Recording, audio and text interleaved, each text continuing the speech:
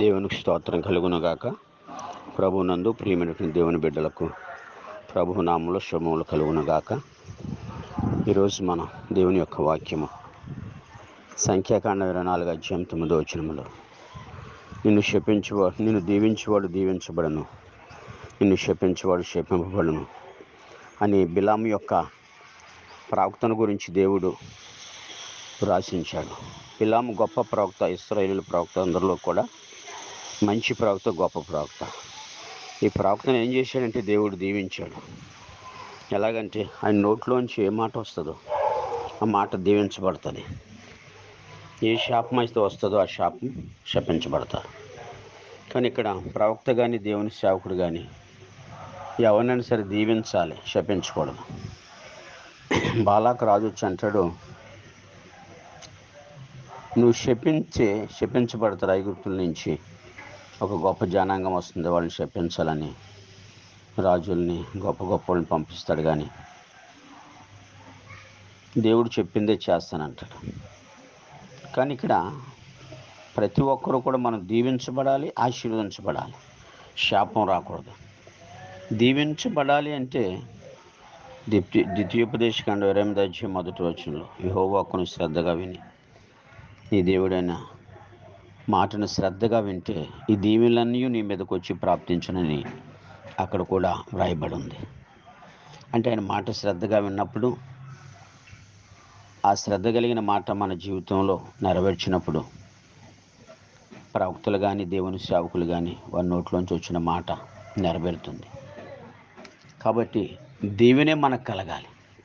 దీవెన కలగాలంటే మనం ఆయన మాట, ఆయన ఆజ్ఞ జాగ్రత్తగా విని పాటించాలి. దీవించబడడం, ఆశీర్వదించబడడం చాలా గొప్ప సంగతి అండి. అందుకని చూడండి, చాలామంది జీవితాల్లో దీవెన్ని, ఆశీర్వాదాన్ని పోగొట్టుకుంటారు. నిన్ను దీవించేవాడు దీవించబడును, నిన్ను శపించేవాడు శపించబడును. ఎవరైతే సేవకుణ్ణి లేదా ప్రవక్తని దీవిస్తారో వాళ్ళు దీవించబడతారు. ఎవరైతే ప్రవక్తను కానీ సేవకుని కానీ శపిస్తారో వారు కూడా శపింపబడతారు. అంటే ఈ లోకంలోనికి దేవుడు మనల్ని ఏర్పాటు చేసింది దీవెనలు పొందడానికి కానీ శాపం పొందడానికి కాదు. కాబట్టి నా ప్రియ సహోదరుడా, నన్ను దేవుని యొక్క మాటకు లోబడుతున్నావా, వాక్యానికి లోబడుతున్నావా లేదో ఒకసారి నువ్వు పరిశీలన చేసుకోమని ప్రభుపేట నీకు తెలియజేస్తున్నాను. ఎందుకంటే ఈ లోకంలో ఉన్నాం, నీవు దీవించబడాలి, నీ పిల్లలు దీవించబడాలి, నీ కుటుంబం దీవించబడాలి.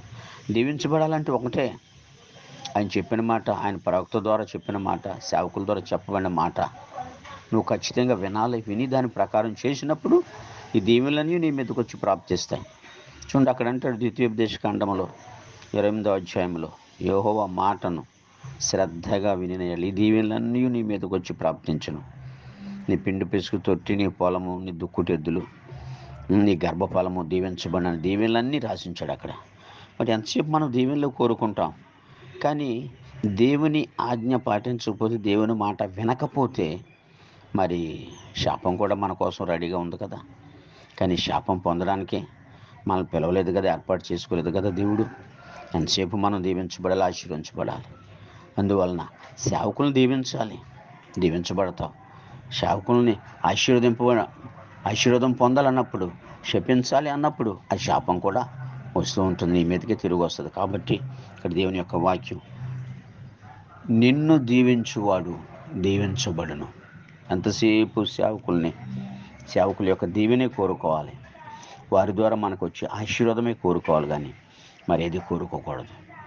కాబట్టి ఈ దీవెన, ఈ ఆశీర్వాదం నీకు, నీ సంతతికి, నీ పిల్లలకు ఉంటుంది. చూడండి, గెహాజీ వెళ్ళాడు, నయమాను రథం కూడా పరిగెత్తాడు.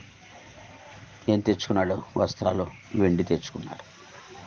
సేవకునికి తెలియకుండా, సమూయేలుకు తెలియకుండా వెళ్ళాడు. కానీ సమూయేలు మనసు ఆయనతో వచ్చింది. అయినా దాచుకున్న గెహాజీ, నువ్వు ఎక్కడికి వెళ్ళావంటే, నేను ఎక్కడికి వెళ్ళదండి, ఇక్కడే ఉన్నాను అన్నాడు. ఎందుకు నా మనసు నీతో కూడా వచ్చింది, నువ్వు రథం కూడా పరిగెత్తినప్పుడు? ఏంటి నువ్వు సంపాదించుకుంది అని అన్నప్పుడు శపించాడు, ప్రవక్త చెప్పించాడు, నీకు నీ సంతతికి ఆ కుష్టి వ్యాధి సర్వకాలము ఉండును కాగన్నాడు. చూసారా? లేకపోతే ఈరోజు కుష్ఠరోగం ఉందా, నయమాన్ని విడిచిపెట్టాడు. కానీ గెహాజీ దాన్ని సంపాదించుకున్నాడు. ప్రవక్తకి, సమూయేలు ప్రవక్త అబద్ధం చెప్పాడు. అలా చెప్పకూడదు. ఎంతసేపు మనం దీవెన కోరుకోవాలి, ఇతరులను దీవించాలి.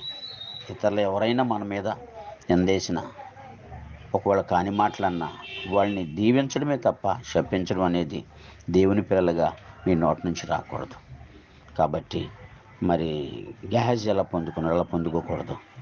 ప్రియ సహోదరి, సహోదరుడా, నువ్వు దీవించబడతావు, నువ్వు ఆశీర్వదించబడతావు. దేవుని వాక్యాన్ని నమ్ము, దేవుని సేవకులు నమ్ము, ప్రవక్తలు నమ్ము. ఆయన చెప్పే మాట నువ్వు విని గైకొని దాని ప్రకారం జీవించు. తప్పకుండా దీవెనలన్నీ నీ మీదకి వచ్చి ప్రాప్తిస్తా. అటు దీవెన, అటు ఆశీర్వాదం మరి ఈ ఉదయకాలపు సమయంలో దేవుడు నీకు దయచేయునుగాక. దేవుడు నిన్ను దీవించునుగాక. ఆమేన్, ఆమేన్.